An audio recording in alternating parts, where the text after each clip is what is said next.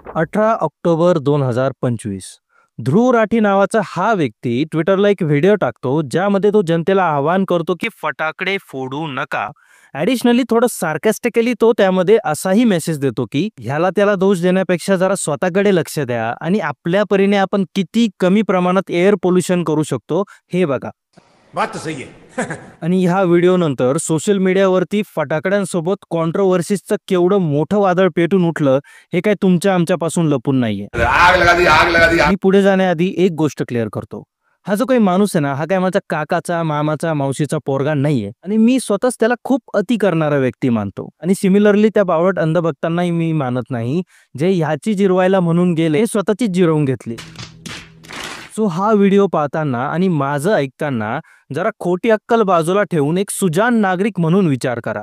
तर ह्या भाऊने व्हिडिओ काय टाकला, लोकांच्या तर डायरेक्ट अंगातच आले. म्हणजे त्या ट्विटला लोक असे रिप्लाय करत होते की मी आता 5,000चे फटाकडे घेतले होते, आता मी बजेट वाढवून 10,000चे घेतले. अरे पण का?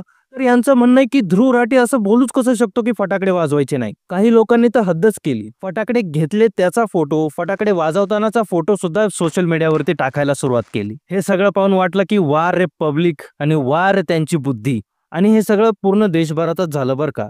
पण जिथे एवढा फरक पडला नाही किंवा जिथे एअर पोल्युशनच झालं नाही त्या भागावरती बोलण्यापेक्षा आपण फक्त आणि फक्त एअर पोल्युशनचा बालेकिल्ला श्री श्री श्री दिल्ली NCR वरतीच बोलूया. म्हणजे कसं जरा ते जस्टिफाईड राहील नाही का. तर ध्रुव राठीच्या व्हिडिओच्या 2 दिवस आधी म्हणजे 15 ऑक्टोबरला कोर्टाने एक नोटीस इश्यू केली जी फक्त दिल्लीच्या लोकांसाठी होती ऑब्व्हियसली. ज्यामध्ये असं सांगितलं होतं की तुम्ही फटाके वाजवू शकता पण फक्त ग्रीन फटाके वाजवा. आता ग्रीन फटाके म्हणजे असे फटाके जे कमी प्रदूषण करतात आणि फटाकडे वाजवण्याची वेळ सुद्धा 7 ते 10 अशी समथिंग राहील काहीतरी. पण आपल्या देशातील सुजाण नागरिक थोडं कोर्टाचं ऐकणार आहे.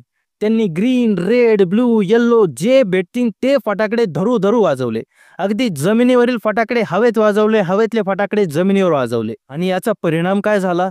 दिल्लीचं एअर पोल्युशन एकदम पीकला जाऊन पोहोचले. म्हणजे ऑल टाइम हायच म्हणावं लागेल त्याला. आणि दिल्लीमध्ये तर फार मोकळे आकाश पाहायचे हाल झाले. इतका तो धुराडा आणि इतकी ती धुके. तसं स्वच्छ हवेचं प्रमाण हे 51 ते 100 AQI इतकं असतं. पण दिल्लीसाठी आपण ते 200 इतकं धरू आणि दिवाळीच्या दिवशी ते 250 जाईल इतकी अपेक्षा होती. पण झालं काय? पण ते AQI दिल्लीमध्ये डायरेक्ट 400 क्रॉस झालं. म्हणजे तिथला प्रत्येक व्यक्ती हातात बिडी नसताना ओढत होता असं म्हणायला हरकत नाही. आणि काही काही ठिकाणी तर ते डायरेक्ट 900 पार गेलं होतं. आता मुद्द्याची गोष्ट, कोण तो ध्रुव राठी आणि तो बोलला म्हणून तुमच्या काय इतकी मिरची झोंबली की तुम्ही उधाऱ्या करू करू फटाकडे घेतले आणि फटाकड्यांची सेल्स ही 40% वाढवून दिली. हा निव्वळ मूर्खपणा नाही का? हे बघा, दिवाळी सण हा दिव्यांचा सण आहे आणि फटाकडे त्यामध्ये खूप नंतर आले. इवन ते आपल्या संस्कृतीचा भाग सुद्धा नाहीये. अहो, जापान आणि चायनाने तर या फटाकड्यांचा शोध लावला असून सुद्धा यांना बॅन केलंय. आणि आपण काय करतोय? कुणीतरी परदेशात बसलेला व्यक्ती ज्याला इथली हवा सुद्धा खायची नाही त्याला खुन्नस म्हणून आपण आपलीच हवा खराब करतोय. अरे तुम्हाला कुणी म्हटलंय का नका वाजवू? वाजवा ना, पण नियम तर पाळा. ह्या खुन्नसने राठीचं तर काही वाकडं झालं नाही, पण आपण आपल्या लाईफची तर नक्कीच वाट लावून घेतली. एक सुजाण नागरिक म्हणून आपली जबाबदारी आहे या समाजाप्रती की आपल्याकडून समाजाला काही त्रास झाला नाही पाहिजे. आणि प्लीज हा विचार करू नका की मी एकट्यानेच थांबवलं तर काय फरक पडतो. मला 10 वर्ष झाले मी फटाकडे फोडत नाही आणि प्रत्येक दिवाळीला मला हा अभिमान वाटतो की कमीत कमी 50 सिगरेटचा धूर मी कमी सोडलाय या निसर्गामध्ये आणि त्याने कुठे ना कुठे थोडा का होईना निसर्गाला आराम मिळाला असेल. आणि माझ्यासारखं असं करणारे अनेक असतील. पण माझा हा मुद्दा नाहीये की तुम्ही अजिबातच फटाकडे फोडू नका.